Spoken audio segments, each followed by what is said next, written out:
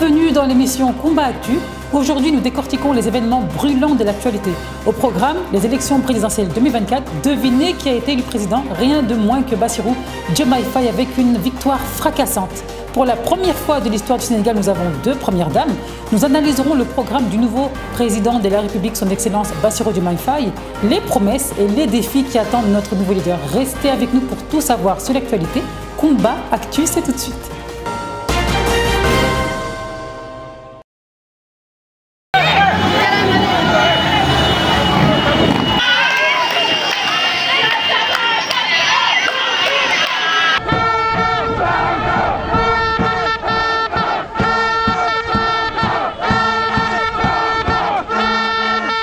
Sénégalais, Sénégalaises, c'est avec une immense fierté et un profond soulagement que je m'adresse à vous aujourd'hui. Le peuple sénégalais a parlé et a fait son choix. Bassirou Diomaye Faye est élu président de la République avec une réussite de 57%. Écoutons son discours. Sénégalaises, Sénégalais, mes chers compatriotes, hôtes étrangers qui vivez parmi nous, la tenue de l'élection présidentielle que nous venons de vivre consacre avant tout la victoire du peuple sénégalais dans le combat engagé pour la défense de sa souveraineté et des valeurs démocratiques. Cette victoire est donc celle de toutes les Sénégalaises et de tous les Sénégalais d'ici et de la diaspora. Le peuple sénégalais a fait le choix de la rupture pour donner corps à l'immense espoir suscité par notre projet de société, que notre projet de société a suscité et donner corps à ses aspirations. Je m'engage à me consacrer pleinement à la refondation de nos institutions et au renforcement des fondements de notre consolidation. Les acquis obtenus dans les processus de construction de l'intégration de la CEDEAO, tout en corrigeant les faiblesses et en changeant avec la même abnégation pour l'unité et l'intégration politique et économique du continent. Voici les grands axes du programme baptisé Younoudag du président de la République Bassirou Diomaye Faye. Éducation pour tous. Nous investirons massivement dans l'éducation car c'est par l'éducation que nous bâtirons un avenir solide pour nos enfants. Santé et accessibilité. Chaque Sénégalais aura accès à des soins de qualité. Nous renforcerons nos infrastructures médicales et mettrons en place des politiques de prévention efficaces. Emploi et entrepreneuriat. Nous créerons un environnement favorable à l'emploi et encouragerons l'entrepreneuriat. Notre jeunesse est notre plus grande richesse et nous la soutiendrons dans ces projets. Justice et transparence. Nous veillerons à l'indépendance de notre système judiciaire et à la lutte contre la corruption. La justice sera rendue équitablement pour tous. Environnement et développement durable. Nous protégerons notre patrimoine naturel et encouragerons des pratiques respectueuses de l'environnement. Passons à notre deuxième actualité.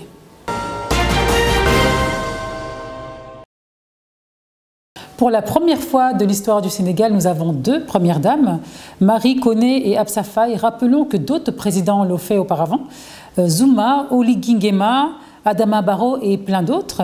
Que pensent les Sénégalais d'avoir deux premières dames? C'est le micro-trottoir éco-urbain de Matar Diarra.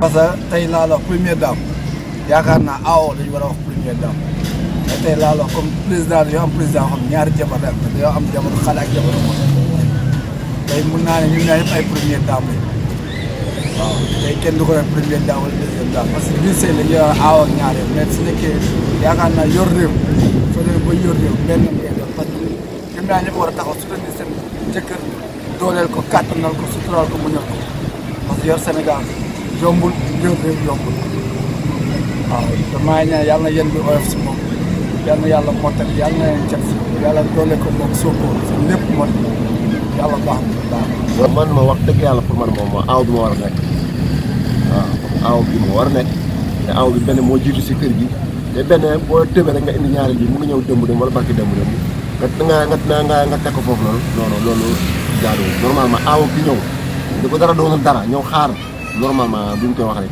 aaw bi moo ko gën a mérito quoi bu doon man tamit man noonu laa doon def waaw ndaxte kooku ñëw na bu dara amul comprendre nga ñëw na moo jiitu si kër gi kon donc dara lu feeñee balaa keneen moom moo war nekk même ñaareel bi sax même bu gore sax bu ñu ko naroon jël sax dina wax noonu en tant que kii moo jiitu si kër gi kii moo war a nekk kii bi.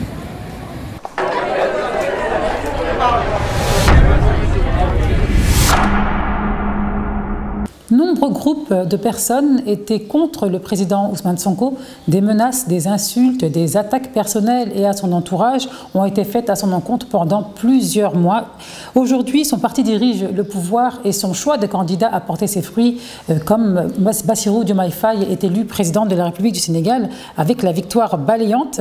Des questions fusent sur les réseaux sociaux. Des Sénégalais se posent pas mal de questions. Comme après avoir fermé les portes de l'opposition, qu'adviendra-t-il de la RTS? La RTS n'a pas couvert le premier discours du président de la République au Radisson ce lundi 25 mars. Pourquoi? Walf TV va-t-elle devenir la chaîne nationale? Et rappelons aussi que Walf a soutenu Ousmane Sonko tout au long de sa candidature et bien avant, jusqu'à perdre sa licence télé pour avoir utilisé son droit de liberté de la presse. Que va devenir la fondation également de Marième Faye Sall, Servir le Sénégal? Et qui sera la première dame officielle? En l'occurrence, il y a 2 épouses. Écoutons les échos urbains de Matar Diarra.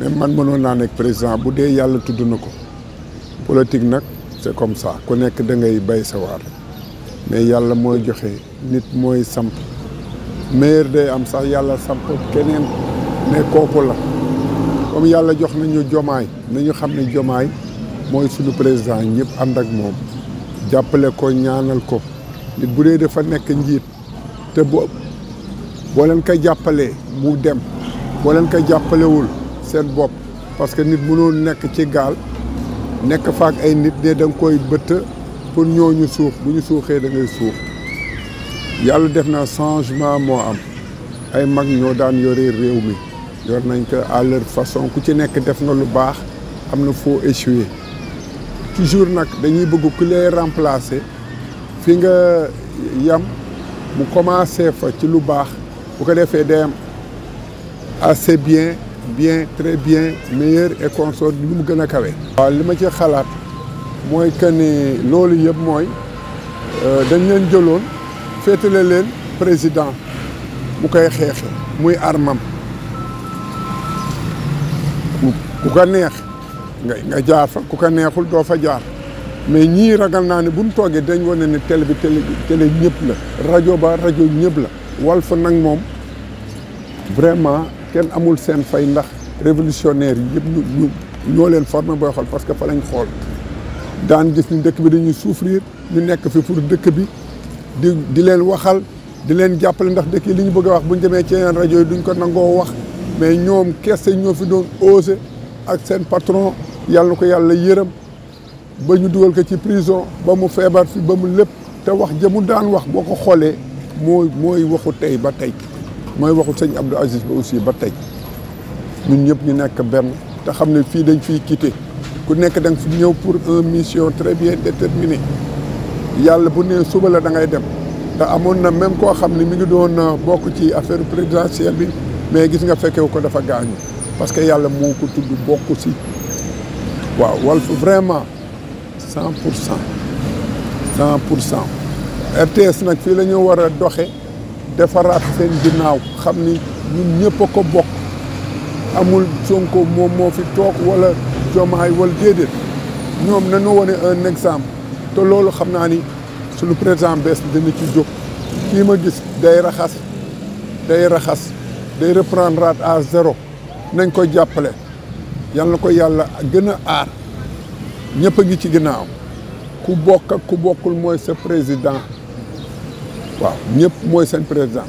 waaw victoire moom dañ siy sant yàlla rek parce que victoire jeunesse bi la combat jeunesse bi la léegi jeunesse bi tamit ñoom ñoo gagné waaw combat bi lii xeex bi yàgg na depuis 2019 ba léegi ba 2024 yàlla jox leen ndam li moom dañ koy sant yàlla bu baax a baax te tamit ndam li tamit yàlla nañu jig tamit ki nga xamante ne tamit moom moo gagné di tax tamit ñu jox ko suñu carte tamit yàlla bu yaakaar bañ a tas. Walf moom musul ñàkk doole. bu mu dekkee Walf ba léegi ñu ko xam ba léegi Walf fi mu ne fa la mus a ne moom dooleem day gën a yéeg rek mais du mus a wàcc parce que loolu nañu suñu papa ju baax ji Sidi Lamine Niass moo ko liggéey te ba nii fa la nekk RTS moom fu mu ne nii moom bañ ne ko ñu léegi sax day naan sax ñun jeunesse bi day naan suñu télé la bu ko kenn yàq mais fu mu ne nii Walfadjri dafa mus a nekk ci kaw télé yi parce que lu muy génnee tey jii dëkk yu bëri bu ñu demee ba gars yi xam ko ginnaaw yàlla Walfadjri la mais RTS fu mu ne nii moom nañu bootare si ginnaaw Walfadjri rek man de su ma doon man la man Walfadjri moom laay teg place si RTS parce que da ko mérité woo.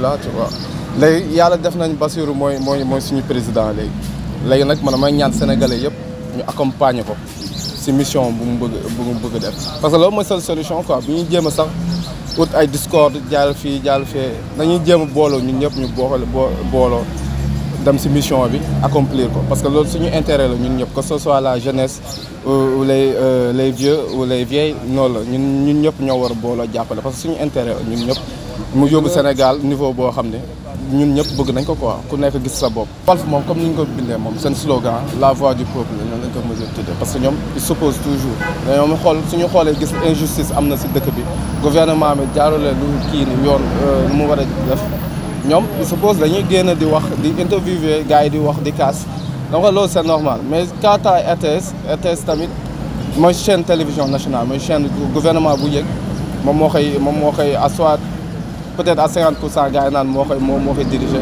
mais je pense pas ça ñoom dañoo war a def équité ñoom tamit comme par exemple kii nii candidat yëpp suñu la kiiwee élection si am ñoom ñëpp ñu tooloo la boole leen def benn 50% équité am quoi tu vois parce que soo faree trop si gouvernement bi tamit day am problème dañuy gis jeunes yi ñoom dañuy xaw a désister parce que pour nga gis jeunes yi si tànn RTS sax léegi problème parce que mu xaw a attaché trop gouvernement bi mais je pense que loolu dañ siy liggéeyaat rek waa RTS moom xam naa ne instant yi war nañ si def réflexion sax ñoom si seen jëmm bopp si liggéeyaat rek mais te Walf comme ce soit Walf bu RTS ñoom ñëpp communication bi moom dañ ko war a def de telle sorte que ku nekk gis sa bopp ku nekk sentir ne moom il n'est pas lésé wala affaire yooyu noonu je pense que c'est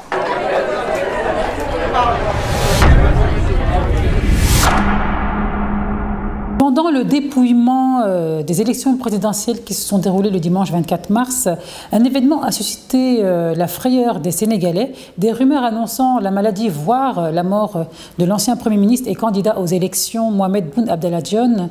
Une information qui a été démentie quelques heures après sur les réseaux sociaux.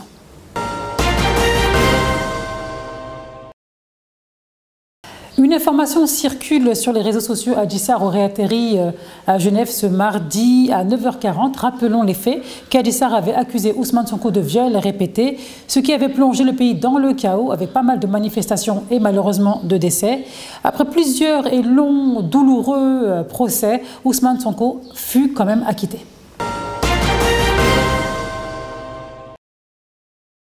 Kumba Actu est terminé. Merci d'avoir suivi nos actualités brûlantes. Quant à nous, on se retrouve au prochain numéro avec des actualités sportives, culturelles et politiques. À très vite.